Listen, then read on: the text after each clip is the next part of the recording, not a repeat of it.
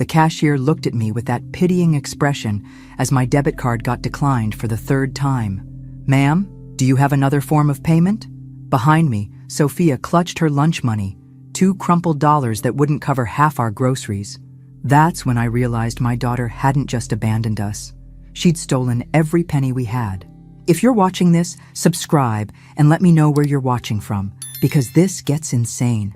I'm Dorothy Richardson, 69, retired English teacher from Toledo. 3 days ago, I thought this was typical mother-daughter drama. My daughter Rachel had been acting strange since dating Marcus.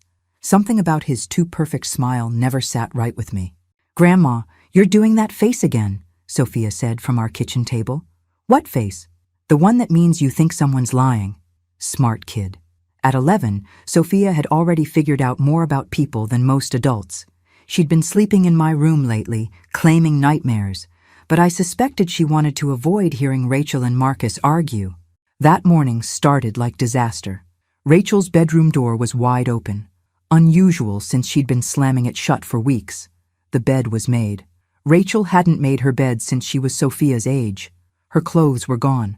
Makeup, shoes, even that ridiculous $200 purse. On her pillow sat folded notebook paper with handwriting I barely recognized. "Mom, I need space to figure things out. Don't look for me. Tell Sophia I love her. Maybe someday I'll be back. Rachel." The handwriting looked shaky, uncertain. Not Rachel's usual confident scrawl. Sophia appeared, rubbing her eyes. "Where's Mom?" "Work trip," I lied. Sophia studied the empty room with sharp brown eyes that missed nothing. She took everything. But Rachel wouldn't leave without saying goodbye to Sophia. She definitely wouldn't leave without Sophia's stuffed elephant still sitting on the dresser. Real panic hit at the grocery store when my card declined. Then, the second card. At the ATM, 0.00. I called the bank with shaking hands while Sophia waited in our old Honda. "Mrs. Richardson, several large transfers from your account last night between midnight and 3 a.m., the rep said. "All authorized with correct PIN and security questions." "I didn't authorize anything. Transfers went to Rachel Richardson's account. She's an authorized user." I hung up. Rachel had access because we pooled money for rent, groceries, Sophia's school supplies. I'd trusted my own daughter. "Grandma, are we in trouble?" Sophia's voice was small. I looked at this brilliant child who deserved better. Time for my first real decision in 3 days. "Sophia, I need to tell you the truth." 20 minutes later, I'd explained everything. Rachel gone, money gone, police dismissive. "Adults can leave whenever they want," the officer had shrugged. "Give it a few days." Sophia listened with intense focus. When I finished, she was quiet. "Grandma, can I see the note?" I watched her study it like ancient code. "This handwriting is wrong," she said finally. "Mom writes ours completely different, and she misspelled maybe. Mom's a good speller." My heart stopped. "What are you saying?" Sophia looked up with eyes too serious for 11. "I don't think Mom wrote this note." That's when I realized we weren't dealing with a selfish daughter running off with her boyfriend. We were dealing with something much worse. Next morning, I marched to the police station with Sophia and that suspicious note. Officer Martinez looked 25 and had probably never handled anything more serious than parking tickets. "Mrs. Richardson, we discussed this yesterday," he said, barely glancing at the note. "Your daughter's an adult. But the handwriting, people's handwriting changes when emotional." He slid the note back. "Unless you have evidence of a crime." I stood with dignity. "Come on, Sophia. We're wasting time." In the parking lot, Sophia tugged my sleeve. "What if we find our own evidence?" "Like what?" "You always said solve problems by asking right questions. Can we talk to Mrs. Chen? She watches everyone from her window." Mrs. Parker was watering plants when we approached. "Oh, Dorothy, how's Rachel? I saw her leave with that boyfriend night before last. She looked tired." My blood went cold. "What time?" "Around 11. I was watching late TV." She walked really slowly, like sick. He had his arm around her waist, helping her to the car. "Did she seem happy?" Mrs. Parker frowned. "Happy? No, pale as a ghost. I almost called out, but Marcus waved real friendly. So I figured flu." Back inside, Sophia sat at our old laptop. "Research," she announced, fingers flying. "Marcus Thompson, right?" "That's what he said. There are 3 Marcus Thompsons arrested in Ohio past 5 years. She pulled up mugshots. One looked familiar. This one was arrested in Cleveland for fraud. This one in Cincinnati for domestic violence and theft. My hands clenched. 25 years teaching high school. I'd seen signs of abuse. How had I missed them? Sophia found more. Woman reports missing after boyfriend empties bank accounts. Police say she left voluntarily. The blonde woman looked Rachel's age. Missing 8 months. I called Officer Martinez with our findings. He sounded annoyed. Finding people with same names proves nothing. Marcus is common, but the photos could be anyone. Unless your daughter contacts asking for help, nothing we can do. I hung up frustrated. He won't help, will he? Sophia asked. No. Then we help Mom ourselves. Something in her tone made me look carefully. This wasn't scared 11-year-old anymore. This was someone who'd made a decision. Over the next hour, Sophia showed me things that spun my teacher brain. Bank accounts searchable online. Social media revealing too much information. Phone numbers traced to addresses. How do you know this? Internet safety class taught what people can find. I learned how to find instead of hide.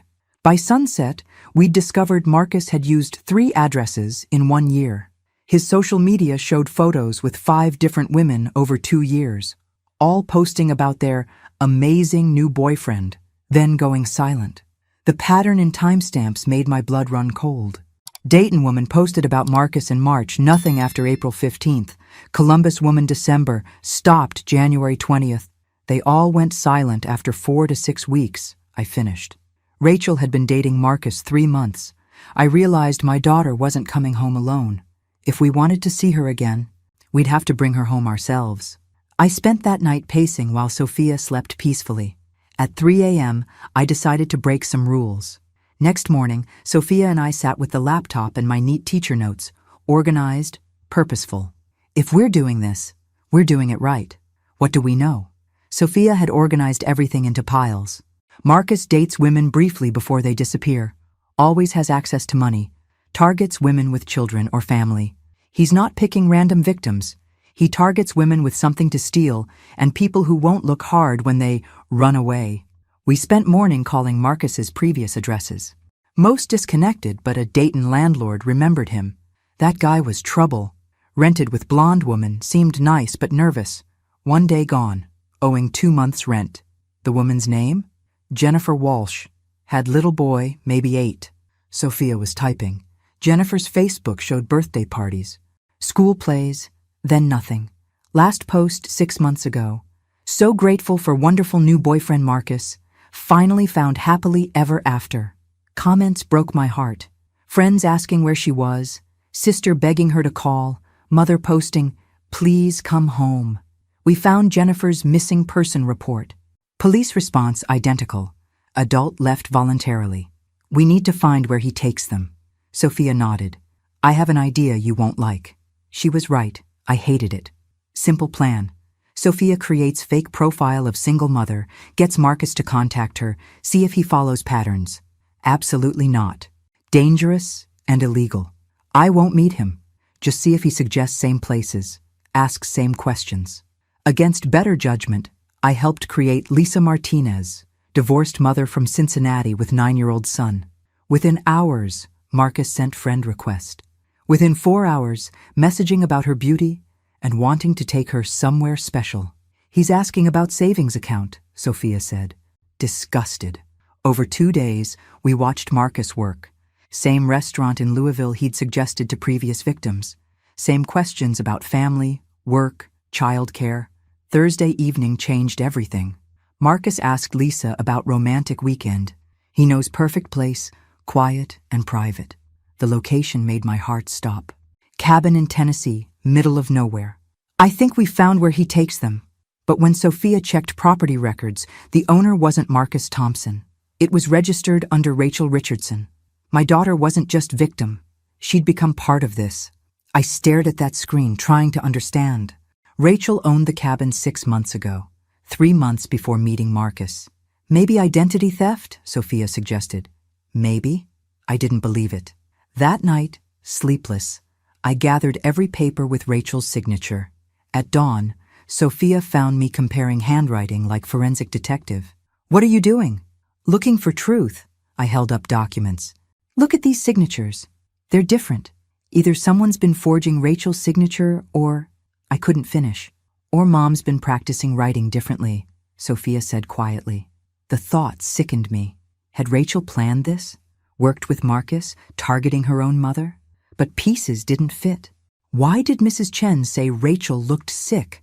Why didn't she take Sophia's stuffed elephant? We need to know about that cabin. Sophia pulled up satellite images. Isolated property, thick woods, one road, perfect for hiding someone. Marcus sent Lisa address in Louisville tonight, Sophia said strangely. I looked at messages. Marcus was moving fast, faster than usual. Something had spooked him. He's escalating. Whatever happened with Rachel changed his timeline. Do you think he knows we're looking? Before I could answer, my phone rang. Unknown number. Dorothy? Weak, strained, but unmistakably Rachel's voice. Rachel, where are you? Are you okay?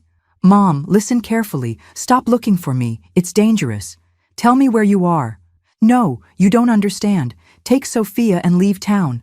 Go to Aunt Linda. Please. Sophia grabbed my arm. I put phone on speaker. Rachel, you're scaring me. Long pause. Mom, I messed up bad. But if you keep digging, he'll hurt Sophia. Hurt you. Please go. Who? Marcus? Another pause. Marcus isn't his real name. And he's not working alone. Line went dead. Sophia and I stared at each other. Then she said, We need police now. I dialed with shaking hands. Officer Martinez voicemail. I tried main number. This is Dorothy Richardson. My daughter's been kidnapped and called warning we're in danger. Transferring to Detective Williams. Finally, someone serious. Detective Williams asked smart questions. Fake profile, Tennessee cabin, Rachel's warning about multiple people. Pack bags and go somewhere safe while we investigate. Family out of state? You believe us? We've been tracking multi-state fraud ring targeting single mothers. Your daughter's case fits perfectly. She called means they're moving her. Gives us window. Relief flooded through me. First, pack light and leave. Don't tell anyone where you're going. I'm sending officers, but I want you gone first. Why? If this ring's operated successfully for years, they probably have someone watching. I looked out our window. Mrs. Parker watering plants again, like every day since this started. Conveniently outside when Rachel left voluntarily. Mrs. Parker, who knew everyone's business, who'd made point of saying she saw Rachel leave willingly. Mrs. Parker, currently on phone while staring at our window. Sophia, we need to leave now. But heading for back door, I realized we might be too late. Mrs. Chen wasn't only one watching. Man in baseball cap sat in car across street, and he'd been there 2 days. We slipped out back like fugitives. Sophia clutched her backpack with laptop and evidence while I carried clothes and cash. We're going, she whispered. Library, public place, internet, and Aunt Linda gets home from her walk now. Toledo Public Library had been my second home during teaching years. I knew every corner, every exit. Mrs. Patterson at Reference had helped people escape abuse for decades. Dorothy, what's wrong? Mrs. Patterson's concern was immediate. 5 minutes later, I'd explained everything. She listened with focused attention that comes from real crisis experience. Need to leave Toledo today. Not bus or plane. Too trackable. My nephew runs delivery service. Can get you to Columbus in furniture truck. While she arranged transportation, Sophia and I used library computers to call Aunt Linda in Clearwater. Dorothy, thank God. I've had worst feeling about you and Rachel for weeks. I told her everything. Long pause after. Dorothy, if Rachel was forced to buy that property, they've been using her identity months. They have social security, bank information, everything. What's that mean? They can track you anywhere you use credit cards, rent hotels, anything requiring identification. You need completely off-grid. Sophia took notes.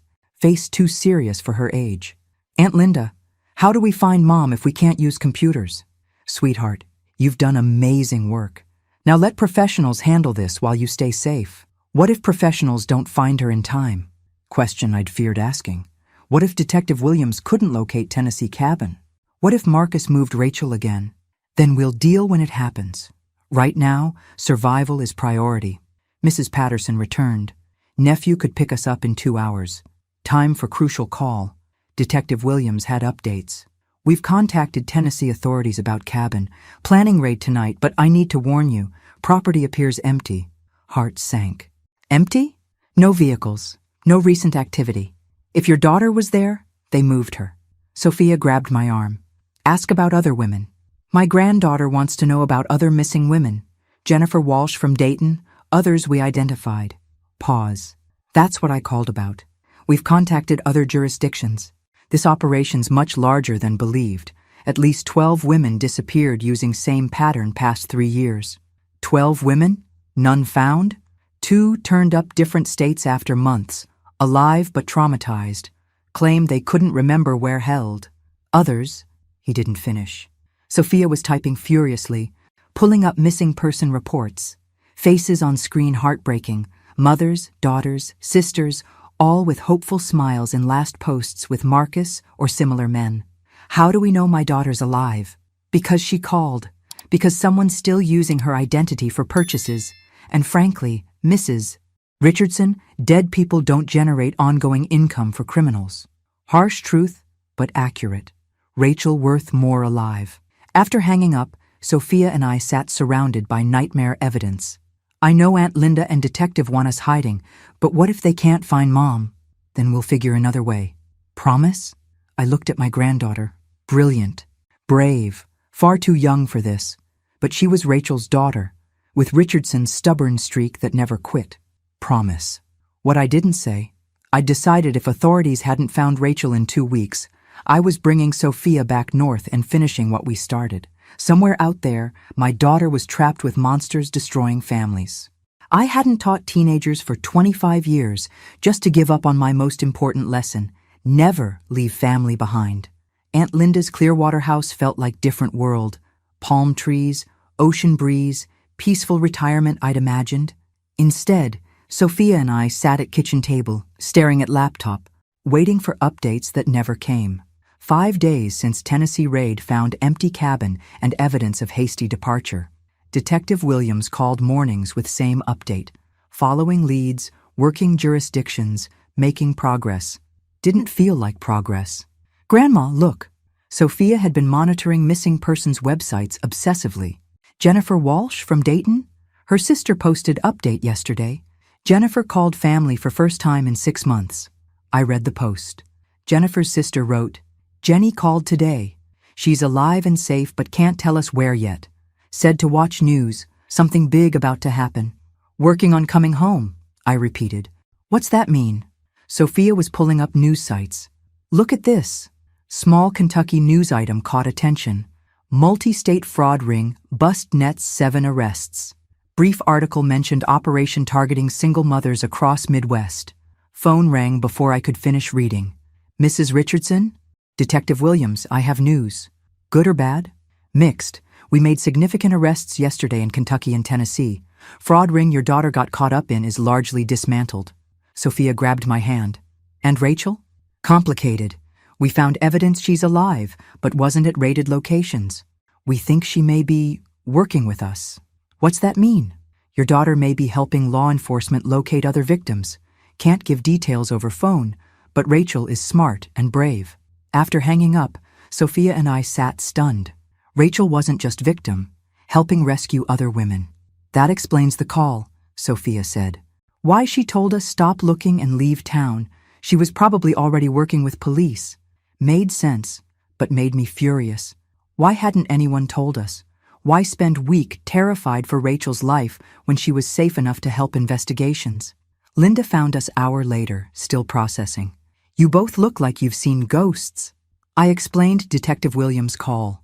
Linda listened with expression of someone dealing with law enforcement for decades.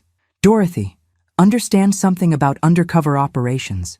If Rachel's helping police locate victims, telling you details could have endangered her life and yours. But we're family. Exactly why they couldn't risk you accidentally revealing something blowing her cover. Sophia looked up. Does this mean Mom's coming home soon? Don't know, sweetheart, but it means she's safe. That afternoon, Linda insisted beach walk. Clearwater Beach crowded with tourists, families building sandcastles, teenagers playing volleyball. Normal life continuing while our world remained suspended. Do you think Mom will be same when she comes back? Sophia asked, watching sunset. Question haunting me for days. What trauma had Rachel endured? What had she seen helping police? Would she trust people again? People change after difficult experiences, I said carefully. But important parts of who your mom is, love for you, strength, stubborn determination to do right, those don't change. Sophia nodded. But I saw worry in her eyes. 11 years old, more stress in 2 weeks than most adults face yearly. That night, I found Sophia crying with laptop, staring at Rachel's photos from before nightmare began. I miss her. Me too. What if she doesn't want to come back? What if helping other women makes her realize we're just boring? Heart broke a little. Sophia, look at me. Your mom didn't get involved for adventures or because regular life wasn't exciting. She got pulled into something terrible. Now she's making sure it doesn't happen to other families. But what if she likes being important? Honey, your mom's been making real difference your entire life. Raising you, caring for our family, being there for people she loves. That's most important work anyone can do. Next morning brought news changing everything again. Detective Williams called 7 a.m. Need you and Sophia back in Toledo. Why? Is Rachel okay? Rachel's fine, but we need Sophia's help. And it has to be done from your original location. What kind of help? The kind only someone with Sophia's computer skills can provide. Your granddaughter may have been more right about this case than any of us realized. Flight back to Toledo felt surreal, returning to crime scene that had been home. Detective Williams met us with 2 officers and woman in dark suit, introducing herself as Agent Sarah Mitchell from FBI. FBI? This escalated beyond local police? What your family uncovered was tip of much larger operation, Agent Chen explained.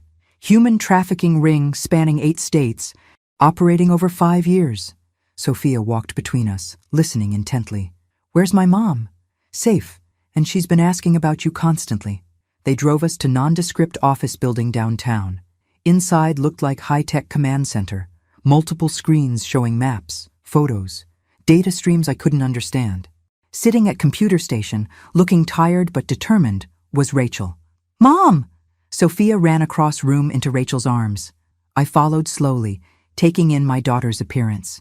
She'd lost weight, had dark circles, but was alert and focused in a way I hadn't seen since she was Sophia's age. Hi, Mom, Rachel said softly. Are you okay? I'm okay, and I'm sorry. For everything. Agent Mitchell gave us reunion minutes, then business. Rachel's been working with us past 10 days helping locate and rescue victims. She's been extraordinarily brave, provided intelligence helping shut down 3 operation cells. Why all the secrecy? Why couldn't you tell us she was safe? Rachel answered. Because, Mom, I wasn't safe. Not completely. People still wanted me dead because of what I knew. What did you know? Rachel and Agent Chen exchanged glances. Show them. Wall covered with photos and connecting strings, like detective show. But these weren't actors. Real women, real families torn apart. Marcus, real name Michael Torres, wasn't working alone, Rachel said. Operation had recruiters, money launderers, transportation, people who handled disposal. I felt sick. Disposal? Women who asked too many questions or tried escaping, Agent Chen said grimly. We found 4 grave sites in 3 states. Sophia spoke up. Mom, how did you figure this out? Rachel smiled. First real smile in months. From you, actually. Remember teaching me about patterns when you learned data analysis in school? Sophia nodded. I started applying that thinking to everything I observed. Marcus always used same pickup lines, restaurants, timeline. But more than that, same type backup support. What do you mean? Like Mrs. Chen next door. She wasn't nosy neighbor, she was spotter. Her job was identifying potential targets and confirming when successfully taken. Blood ran cold. Mrs. Chen was part of this? Agent Mitchell nodded. Arrested 3 days ago. She'd been feeding information to Ring for 2 years about single mothers in your neighborhood who might be vulnerable. But she seemed so nice, Sophia said. That was the point, Rachel replied. Everyone in operation seemed normal, helpful, trustworthy. That's how they got away with it so long. Agent Mitchell pulled up chair. Which brings us to why we asked you back. Sophia, your grandmother mentioned you're very good with computers. Sophia glanced at me nervously. I'm okay. We've recovered encrypted hard drives from operation. But tech team's having trouble with passwords. Rachel thinks you might help because you know how Marcus thinks. For next hour, I watched my 11-year-old granddaughter work with FBI agents decoding criminal passwords using her knowledge of predator psychology. Impressive and heartbreaking simultaneously. He uses children's names backwards, combined with date he first contacted them, Sophia announced. Jennifer Walsh's son is Tyler. Marcus messaged her March 15th. Password is RelyT035. Agent Mitchell tried it. Worked. Sophia, you just helped access files leading to probably dozen more arrests. As tech team analyzed newly accessible data, Rachel sat with Sophia and me. I need to tell you both what really happened. Truth about how I got mixed up in this. I braced myself. Marcus didn't randomly target me. He approached me because Mrs. Chen told him I was single mother with older parent who had savings. So this was planned from beginning? Yes. But Mom, what I didn't know until later was they'd been watching our family for months. They knew about Sophia's computer skills, your retirement savings. They knew exactly how much money we had and best way to access it. The real test of our family was about to begin. Agent Mitchell's phone call changed room energy immediately. She spoke in low, urgent tones while Rachel, Sophia, and I watched her expression grow concerned. We have a problem, she announced after hanging up. One of encrypted files Sophia helped access contained a kill order. My blood went cold. A what? Instructions to eliminate Rachel and anyone in her family who might have information about Operation. Rachel's face went white. She pulled Sophia closer. But we shut down the operation. You made arrests. We shut down parts we could find.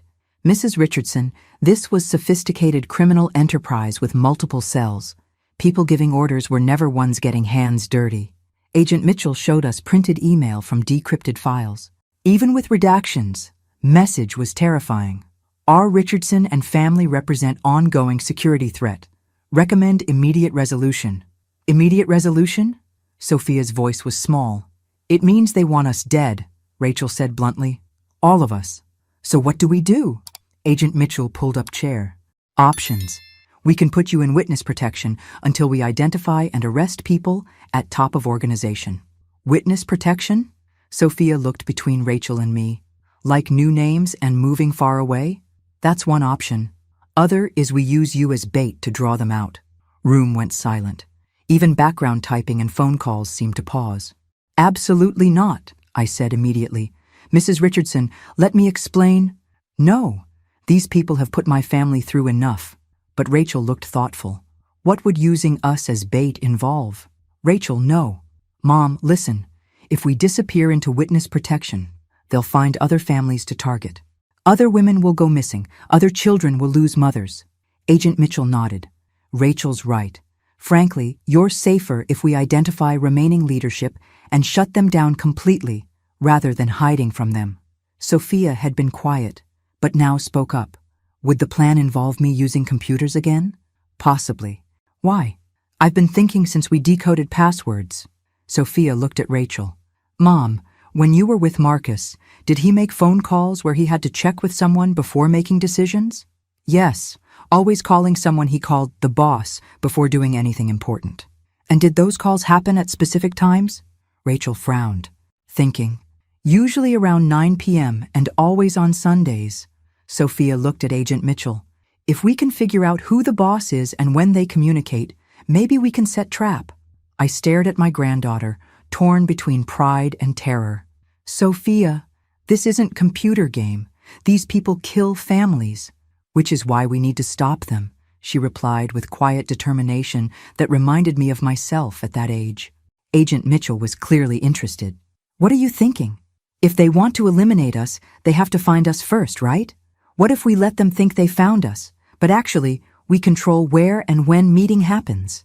That's essentially what I was suggesting, but it would require all three of you to participate, and risks are significant. Rachel stood and started pacing. Habit inherited from me. What exactly would we have to do? We'd establish you in safe house that appears vulnerable, but is actually heavily monitored and protected. We'd let information leak that you're there.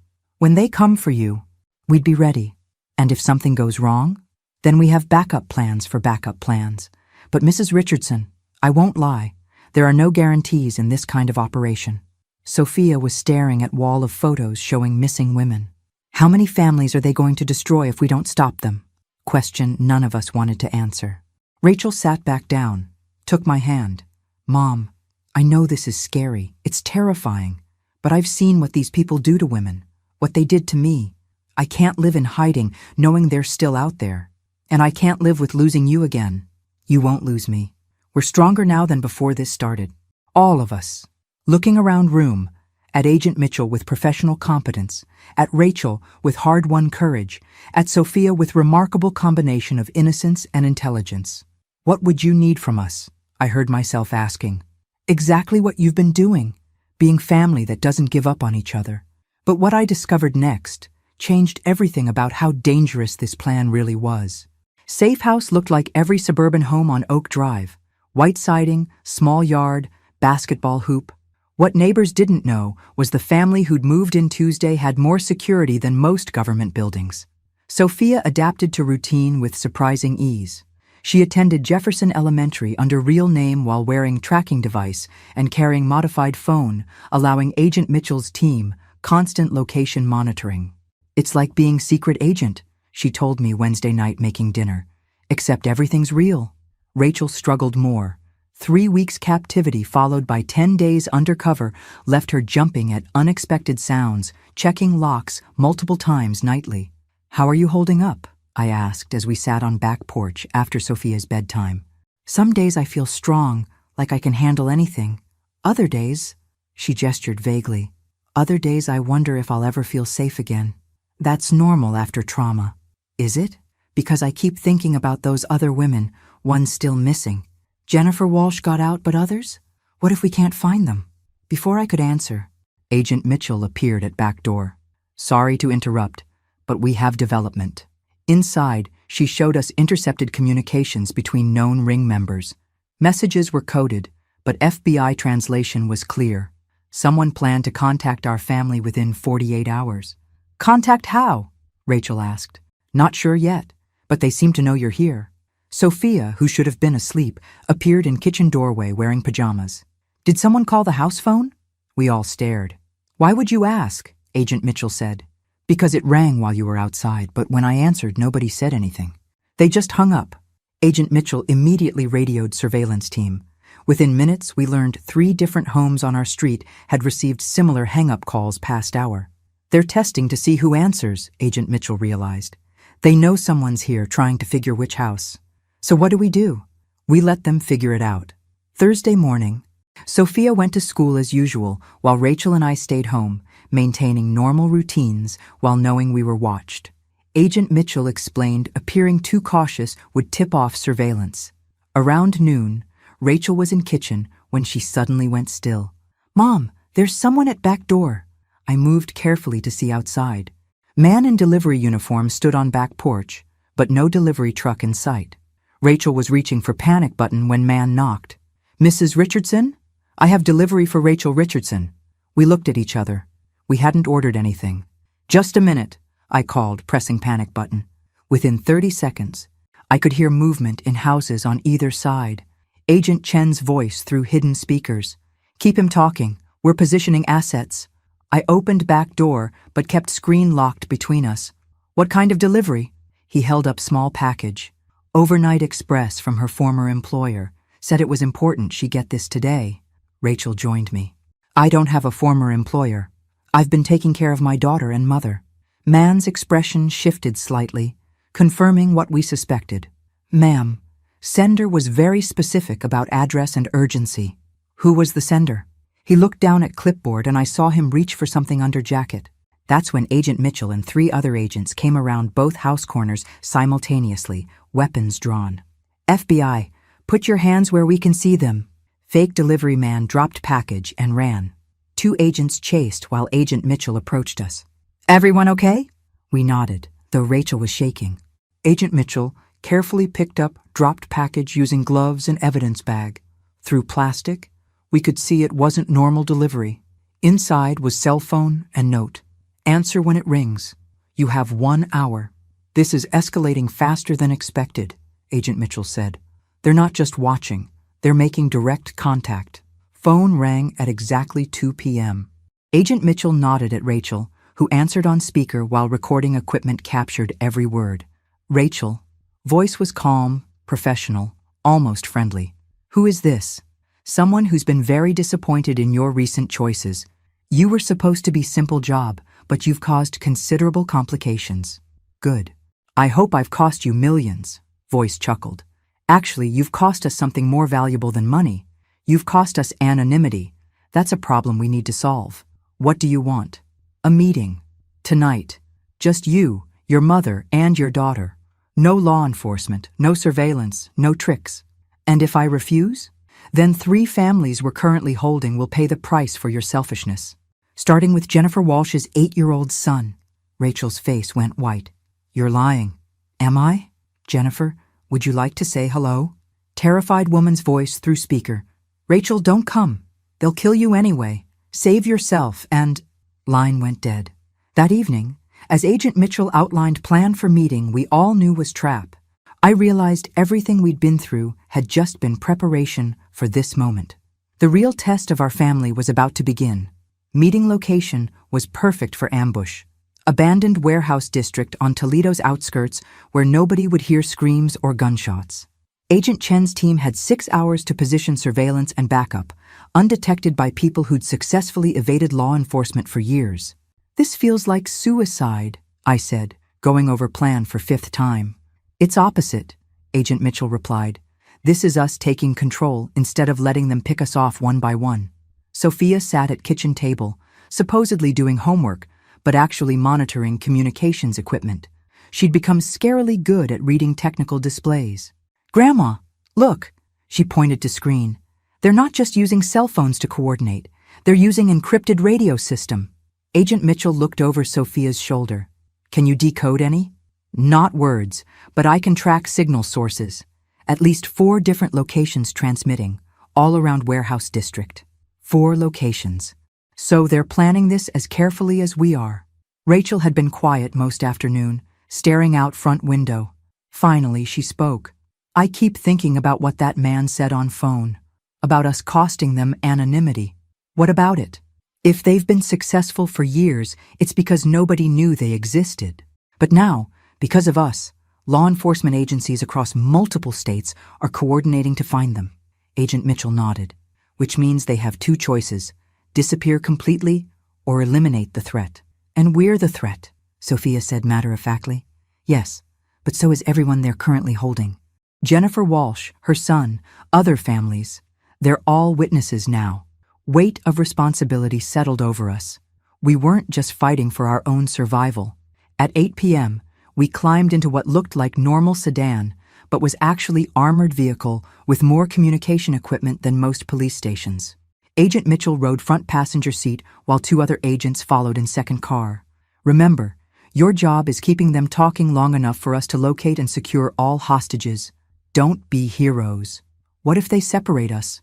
Rachel asked. They won't. They need all 3 together to ensure compliance. Warehouse District looked like ghost town. Empty buildings, broken streetlights, silence that made every small sound threatening. Agent Mitchell directed driver to specified building, 3-story brick structure that once manufactured something, but now stood empty and dark. Signal check, Agent Mitchell spoke into radio. All positions report. 7 different voices confirmed they were in position around perimeter. Remember, you're wearing recording devices and tracking chips. We can hear everything and know where you are at all times. We got out and walked toward building's main entrance. Man emerged from shadows. Not fake delivery guy from earlier, but someone older with calm confidence that comes from years of violence. Mrs. Richardson, Rachel, Sophia, thank you for coming. Where are hostages? Rachel demanded immediately. Safe, for now. Please come inside. There are people who want to meet you. Inside was maze of old machinery and shipping containers. Emergency lighting created path deeper into building, but everything beyond was terrifyingly dark. This way. He led us to what had been factory's main floor. Portable lights illuminated space converted to something like conference room, folding chairs around card table with several people already seated. I recognized one immediately, Mrs. Chen from our old apartment. "Hello, Dorothy," she said pleasantly, as if we'd met at neighborhood barbecue. "I'm sorry about the deception. You sent armed men to our house. You helped kidnap my daughter. I helped create opportunities. What people choose to do with those opportunities is up to them." Woman I didn't recognize spoke from other side of table. "Mrs. Richardson, you and your family have caused us significant problems." "Good." She smiled, but it didn't reach her eyes. "We're business people. We solve problems efficiently. By murdering families? By eliminating complications that threaten our operations." Sophia stepped closer to me, but when she spoke, her voice was steady. "Where are Jennifer Walsh and her son?" "Safe, as promised. Would you like to see them?" Woman gestured to someone in shadows. Moment later, Jennifer Walsh was escorted into light, alive but clearly traumatized. Behind her was Boy, who looked exactly like his photos from missing person reports. "Jennifer!" Rachel called out. Jennifer looked up, and I could see recognition, followed by something that looked like hope. "Now, we need to discuss terms for everyone's continued safety." "What kind of terms?" "Simple. You stop talking to law enforcement. You stop investigating our operations. You disappear quietly, and everyone lives. And if we refuse?" She nodded to shadows again. 2 more people were brought into light, woman about Rachel's age and teenage girl. Then we solved the problem permanently. That's when Sophia did something surprising everyone, including me. She started laughing. "What's funny?" woman asked. Irritated. "You," Sophia said. "You think you're so smart, but you made the same mistake Marcus made." "What mistake?" Sophia looked directly at her. "You underestimated us." Before anyone could react, every light in building went out simultaneously. In darkness that followed, I heard Agent Mitchell's voice through hidden speakers. "FBI, nobody move." But real surprise was what happened next. Because person who had orchestrated our rescue wasn't Agent Chen or her team. It was Sophia, using skills she'd never told any of us she possessed. In chaos of flashing lights and shouting voices, I lost track of Sophia completely. FBI agents everywhere. Criminals running in all directions, and I couldn't see my granddaughter anywhere. "Sophia," I called out, but voice was lost in operation noise. Rachel grabbed my arm. "Mom, she's okay. Look." She pointed to warehouse corner where Sophia sat calmly at laptop computer, seemingly oblivious to drama around her. Agent Mitchell stood next to her, speaking rapidly into radio. "How did she—" "Your granddaughter has been running her own operation parallel to ours this entire time," Agent Mitchell said as we approached. Sophia looked up from computer screen with sheepish expression. "Sorry I didn't tell you, but I wasn't sure it would work." "What wouldn't work?" Rachel asked. "Remember how I said I could track their radio signals? Well, I also figured out how to intercept them. I've been monitoring their communications for 3 days." Agent Mitchell shook her head in amazement. She knew about this meeting location before they told us. She knew how many people would be here, and she figured out how to cut power to entire building from remote location. "How?" Sophia grinned, first completely happy expression I'd seen in weeks. "Remember when you taught me that best way to solve problem is understand all pieces? I spent lots of time learning about electrical systems and building schematics." "Sophia, you're 11 years old." "Yeah, but I'm really good at learning things online." Around us, FBI agents were processing arrests while paramedics checked rescued hostages. Jennifer Walsh and her son were reunited and being evaluated, along with 2 other women and teenage girl missing for months. "Is everyone safe?" Rachel asked. Agent Mitchell nodded. "Thanks to your family, we've rescued 6 hostages and arrested 12 people tonight. This trafficking ring is finished." "What about people at the top? Ones giving orders?" "Woman who was questioning you, her name is Patricia Morrison, and she's been on our most wanted list for human trafficking for 2 years. We got her." Sophia closed laptop and stood up. "Can we go home now?" "Yes, you can go home." 3 months later, we were indeed home, not in cramped apartment where nightmare began, but in small house outside Toledo, with yard big enough for Sophia to play in and quiet enough for Rachel to heal. Trial proceedings were ongoing, but our part was mostly finished. Rachel had testified about her experiences. I had described our investigation, and Sophia had explained to courtroom full of adults how she'd managed to outsmart criminal organization using her laptop and determination to save her mother. "Do you think we'll ever feel completely normal again?" Rachel asked one evening as we sat on new front porch watching Sophia play with neighbor's dog. "I don't know, but I think we're stronger now than before." Rachel nodded. "Sophia asked me yesterday if I was proud of her." "What did you tell her?" "That I've never been more proud of anyone in my life." Sophia looked up from her game and waved at us. She was still same brilliant, curious child she'd always been, but now carried herself with confidence that comes from knowing she can handle whatever life throws at her. "You know what I realized?" I said. "What?" "For 25 years, I taught teenagers they were capable of more than they knew. But I never imagined my own granddaughter would teach me the same lesson." Rachel smiled. "She's remarkable. She gets it from her mother." That night, as I tucked Sophia into her new bedroom, she asked question I'd been expecting. "Grandma, do you think there are other families out there who need help like we did?" "Probably. Maybe someday, when I'm older, I could help them too."